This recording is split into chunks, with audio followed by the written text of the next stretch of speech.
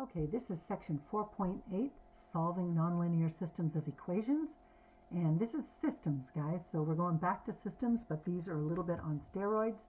And you need to remember that these are very tedious, and you want to show your work neatly and very carefully. So I want you to think about the graphs of a linear equation and a quadratic equation. Describe to yourself the different ways in which the two graphs can intersect. Okay, so here's the solutions. So if they don't intersect at all, there are no solutions. If they intersect in one point, for example, the linear line is tangent to the parabola, then that is one solution.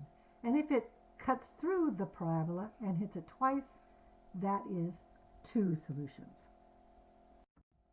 Okay, so the first way that they did this, and this was just an exploration I'm just going to show you, is solving by graphing. But guess what, guys? It is really difficult to solve by graphing. But to check the solutions, you would take each point and plug them in to both equations to see if they work. And if that's true, then you know that that is the points of intersection. So this is the way you would check. All right. So now we're going to solve a nonlinear system by substitution. You guys have done this many times before. This is a problem from your textbook, so you can look there later if you want to look at it again. So the first thing, just like when we have both of our equations in systems equal y, we can set them equal to each other. So that's what they did here, and then they simplified by adding everything over to the other side. Then they got a quadratic. Then they factored the quadratic. Now, here is the simplified. They got their two x's. This is where you have to remember that you are not done. Because if you think about the solution, it is points. xy, xy. Okay, so you have to get the y's for those x's. Now, I'll give you a little hint. I always use the linear one to check for the answer because it's a lot faster. And then maybe you can check it in the second one. But you'll get the same answer either way. So here's the graph, and here is what you would do. So you plug it in. Notice they plugged it into equation 2, and they got the y's. So what I do usually is I'll say, okay, there's my x, and then I solve for the y. That way I don't forget that that needs to be done. Okay? Okay, so we're going to solve this one together.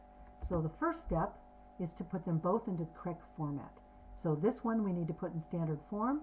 So I'm going to go x squared, y equals x squared plus 2. Okay, and this one is already in the correct format. And what I notice is that this is a horizontal line, which means that any solutions I have are going to have a y that's equal to 6. So that's going to save me a little bit of time. The next thing I want to do is set the equations equal to each other. So 6 equals x squared plus 2. I'm going to subtract 6 from both sides. I get 0 equals x squared minus 4.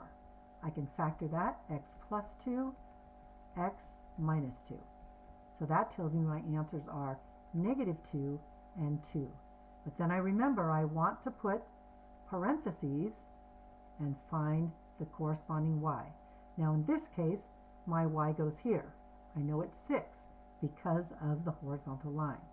However, I want you to go a step further and plug each x into the equations to solve for y. So I'm going to plug this negative 2 into the first equation. So I'm going to go y minus 2 equals 4.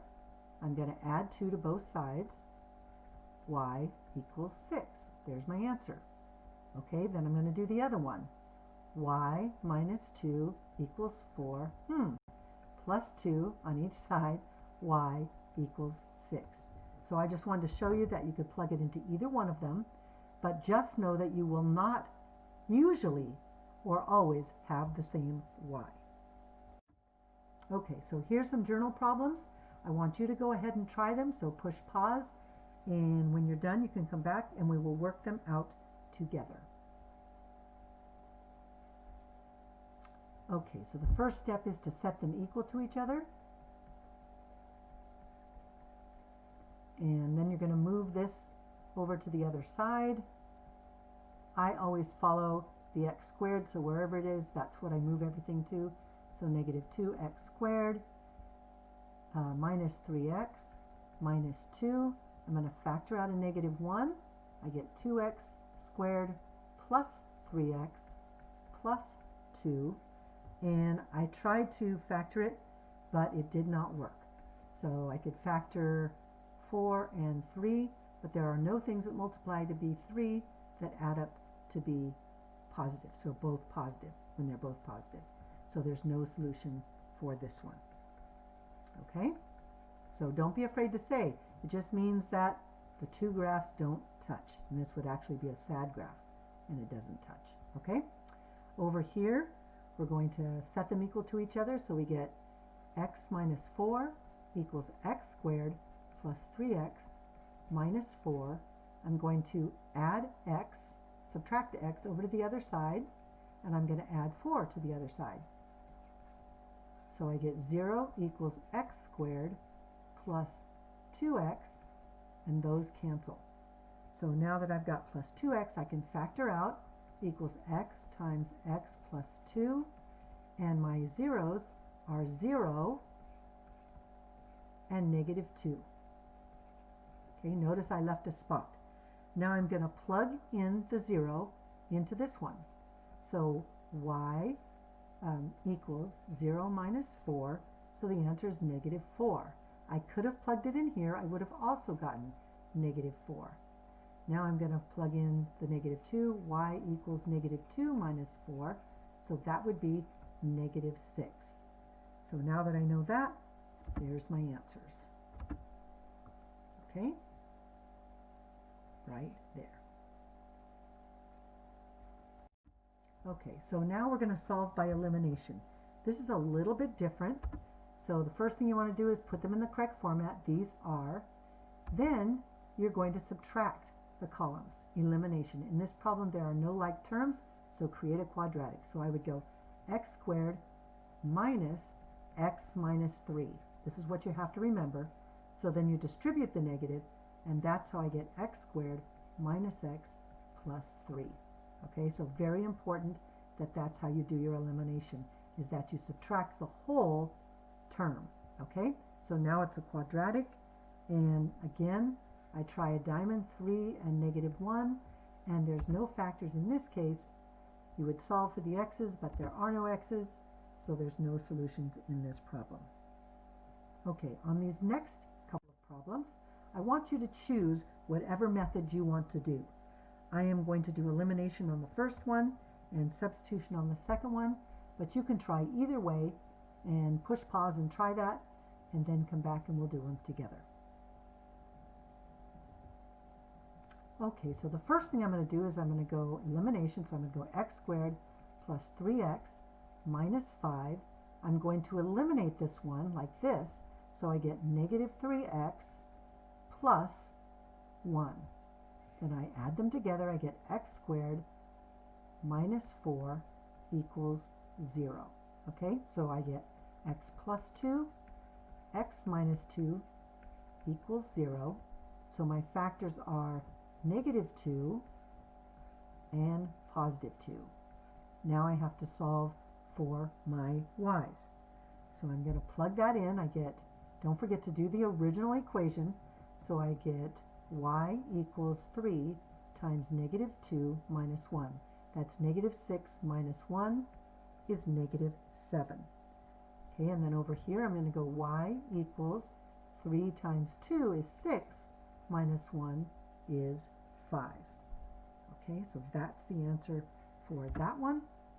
And I gave you the answer to the other one, but you still got to work it out. So let's go ahead and do that. So I'm going to set them equal to each other. Okay, then I'm going to subtract the x.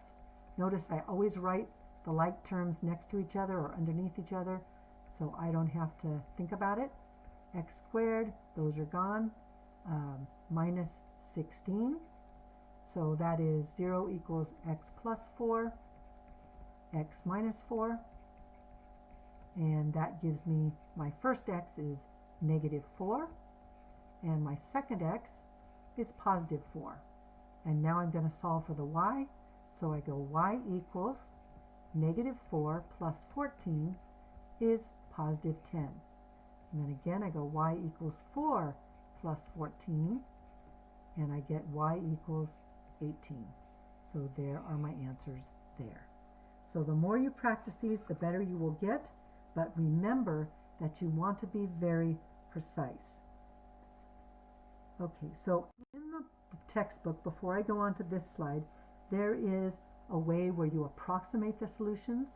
I would review that example. It's example 4 in your textbook, but it's up to you to understand that. I'm not going to worry about testing you on it, but maybe you'll find a problem in your homework that you can estimate. Okay, so now we're going to think about the graphs of two quadratic equations. Describe the different ways in which two quadratic graphs can intersect. So think about it for a sec, and here they are. Okay, they can intersect at 2 points. They can intersect at 1 point. Is there any more? Yep. They can have no intersection point, or they can be the same parabola and have an infinite number of intersection points. So watch out for that, okay? Remember, they're the same kind of line. All right. So we're going to solve these the same way that we'd solve the other ones. First, we're going to make sure that they are both in standard form. Then we're going to set them equal to each other. So let's do that. X squared plus 3x minus 5 equals negative x squared plus 10x minus 1. So now I'm going to add the x squared over to the other side. I'm going to subtract the 10x over to the other side. And I'm going to add the 1 over to the other side. And I get 2x squared minus 7x minus 4 equals 0. Okay? And then once I've got that, I am going to factor it. Trying to remember what I did next. I am going to factor that. So I'm going to do a diamond, and I should have put this step up there, set equal to 0. I just did that. And now I'm going to solve for my x's. So we're going to go diamond, and 2 times negative 4 is negative 8, and negative 7. So that would give us negative 8 and positive 1. Now remember, when you're doing the fancy diamond, you've got to divide by your a. So I'm going to go divide by 2, divide by 2. This gets simplified to negative 4 over 1. So my factors are x minus 4 times 2x minus plus 1. I always forget that. So plus 1. So there are my factors. They are 4 and negative 1/2.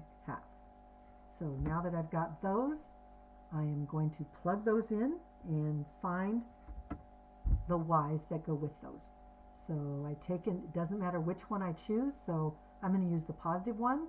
So for 4, I'm going to get 16 plus 12 minus 5. So that would be, my answer for 4 would be 16 plus 12 is 28, minus 5 would be 23. And then I'm going to plug the 1/2 in, negative 1/2, and I get 1/4 minus 3 times 1/2 is negative 3 over 2.